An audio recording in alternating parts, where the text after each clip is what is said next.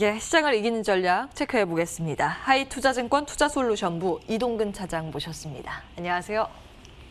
예. 사실 시장은 많이 올랐으니까 차익 욕구는 상당한데요. 그럼에도 불구하고 유동성이 아래를 딱 받쳐주고 있는 형국입니다. 갈 듯 말 듯 하다가 막판에 상승세를 연결시키는 우리 시장의 모습이고요. 오늘도 하단은 조금 막혀있는 모습이고 개별주 장세이긴 합니다. 시장에 대해서 어떤 평가 가지고 계세요? 뭐 이제 최근에 나온 자료들을 보면은 지난주 말 기준으로 봤을 때 세계 증시의 시가총액이 한 100조 1,800억 달러 정도가 됩니다. 이게 역대 처음으로 100조 달러를 돌파한 거예요. 사실 예. 이제 지난 3월에 코로나19로 이제 가장 힘들었을 때의 시총이 59조 달러였는데 그때 대비해 봤을 때 한 80% 정도 급등을 한 거죠. 세계 증시가 다 올랐다는 얘기예요. 이게 어떻게 보면 작년 말보다도 한 17% 정도 증가하는 수치고요. 결국 이런 이에 따라서 GDP 대비해서 시총 비율이 역대 가장 높은 120.7%를 기록을 하고 있는데 우리가 이제 갖다 버핏 지수라고 부르는데 이 버핏 지수가 120이 넘으면 과열권이거든요. 그러니까 뭐 지금 이런 지표만 놓고 보면은 분명히 글로벌 증시가 다 과열이 돼 있는 건 맞아요. 특히 이제 미국 증시 같은 경우는 버핏 지수가 180입니다. 그러니까 우리나라 증시는 아직까지 과열은 아닙니다. 90 정도 되기 때문에 코스피 기준으로 봤을 때. 그러니까 분명히 이제 과열임에도 불구하고 앵커에서 말씀하신 대로 지금 시장이 받쳐주고 있는 시장이 빠지지 않고 있는 가장 큰 이유는 유동성이고요. 여기에 이제 사상 최고 수준의 최저 수준의 저금리 그리고 이제 무엇보다도 코로나19의 백신에 대한 기대감 이런 시장을 둘러싼 환경이 결국은 위험자산 선호의 분위기를 계속해서 만들어주고 있다는 거죠. 그러니까 최근엔 그리고 여기에다가 시장의 추가적인 상승의 논리, 뭐 지금은 좀 쉬어가고 있습니다만은 상승의 논리로 부각되는 부분은 기업이익의 증가에 대한 기대감이 결국 어떤 시장을 보는 예를 들면 코스피 기준으로 봤을 때 우리가 기존에 적용했던 PER 배수보다 상향을 해야 된다는 얘기들이 많이 나오고 있는 거죠. 예. 유동성 환경도 이렇게 사상 최고고 그리고 기업들의 어떤 이 이익의 증가라든가 이런 부분들을 감안한다면은 분명히 밸류에이션이 좀 높아질 필요가 있다. 뭐 지금까지 흔히 여러분들 아시겠지만은 코스피 우리나라의 이제 PER 밴드를 뭐 9배, 10배 이 정도 수준을 봤다면은 앞으로는 뭐 한 12배 이렇게 줘야 된다는 얘기들이 나오고 있는 거예요.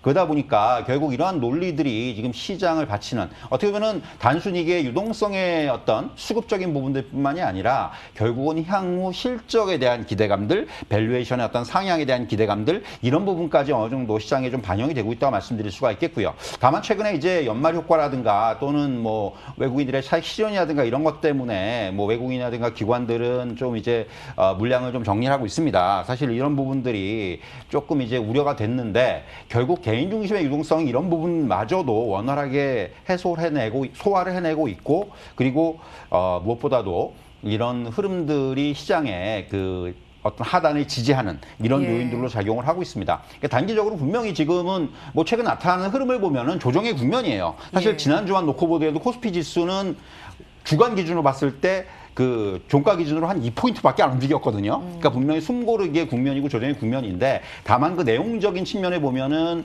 그중에서도 그 가운데서도 개별 종목들의 순환매라든가 키맞추기라든가 이런 것들이 나타나면서 상대적으로 이런 좀 개인 투자자들한테는 조금 더 긍정적인 그런 시장의 흐름들이 나타나고 있다. 이렇게 좀 정리해 드릴 수 있을 것 같습니다. 네, 사실 버핏 지수라고 하면 120% 넘으면 과열로 봐요. 근데 미국은 지금 180%라서 과열 이야기가 나오는 거고 한국은 90%.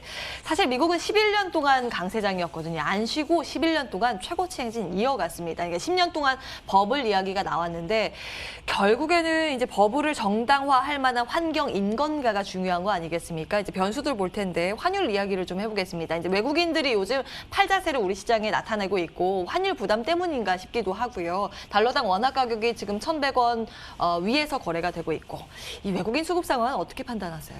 사실 이제 뭐 환율이 최근에 조금 이제 1,080원대까지 밀려 있다가 1,100원까지 올라왔습니다. 이거는 뭐 저는 아주 자연스러운 현상이라고 생각을 해요. 워낙 하락의 속도가 가팔랐기 때문에 조금 이제 뭐 주식도 마찬가지입니다만 주식도 이제 하락이 단기간에 급하게 나타나면은 거기에 대해 리바운드가 나타납니다. 환율도 지금의 어떤 이런 흐름들은 그렇게 좀 저는 평가를 하고요. 이게 기조적으로 달러의 약세가 여기서 뭐 완전히 되돌려진다? 이러긴 좀 쉽지가 않아 보입니다. 지금 뭐 어떤 미국의 어떤 이런 경제 기조라든가 이번에 이제 또 추가적인 부양책이 지금 통과를 앞두고 있습니다만은 결국 다시 돈을 풀겠다는 얘기 아니겠습니까? 그러면 결국 또 달러가 또 이제 이런 유동성이 좀 확대가 되고 그렇다면은 이런 흐름들이 결국 달러 약세를 계속해서 고쳐 고착화시키는 이러한 모습들로 연결이 될 것으로 보여지고요. 다만 이제 외국인들이 최근에 좀 우리나라 시장에 대해서 특히 코스피 시장에 대해서 계속해서 매도를 보이고 있는 것들은 가장 큰 부분은 역시 차익 실현의 그 의도가 있다고 생각을 해요. 그러니까 보면 최근의 흐름을 보면은 코스피는 계속해서 매도를 하고 있는데 코스닥 시장은 사고 있습니다.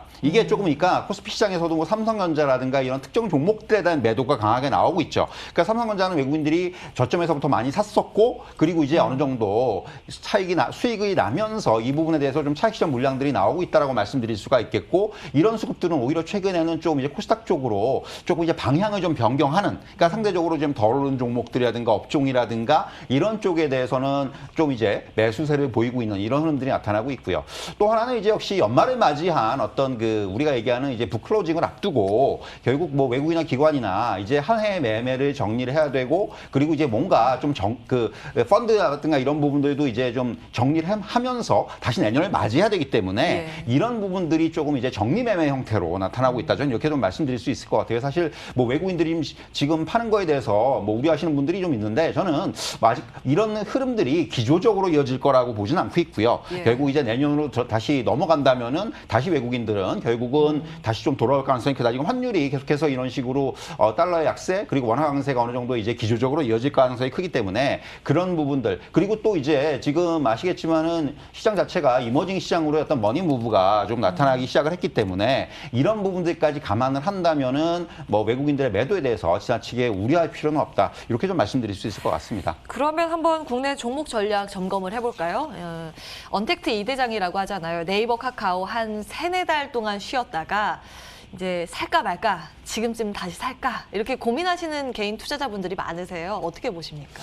사실 뭐 네이버, 카카오 들고 계신 분들이 굉장히 오랫동안 좀 지지부진한 주가 흐름 때문에 좀 짜증을 많이 내시는 것 같은데. 근데 못 사셨던 분들은 오히려 이제 사야 될까 그렇죠. 이렇게 많이 문의를 하세요. 그런 부분들도 있고요. 사실 시장이 이제 성장주 일변도의 모습을 보이다가 그리고 이제 올해 하반기로 넘어오면서 경기의 회복 전망이라든가 이런 것들이 좀 강해지면서 사실 시장에서 부각됐던 부분들이 이제 경기 민감주라든가 가치주가 좀 부각이 됐어요. 그러면서 사실 네이버, 카카오 같은 대장주들이 조금 이제 숨고르기 좀 길어지는 이러한 모습이 나타났었는데 저는 그렇게 생각을 해요. 뭐 백신이 지금 나오고 또 그래서 이제 코로나19가 좀 해결이 되고 그리고 경제가 정상화된다고 하더라도 사회적이나 경제적으로 봤을 때 언택트라는 패러다임의 변화는 이미 거스를 수 없는 그런 물결이다 이렇게 말씀드릴 수가 있겠고 하나의 단순히 테마가 아니고 사회, 경제를 구성하는 요인들이 이제 완전히 변화하고 있는 거다 이렇게 좀 말씀드릴 수 있을 것 같아요. 그래서 네이버나 카카오는 향후에는 실적에 전 주목할 필요가 있다 이렇게 말씀드릴 수 있을 것 같습니다. 그러니까 매출의 높은 성장세라든가 증가세가 이어지면서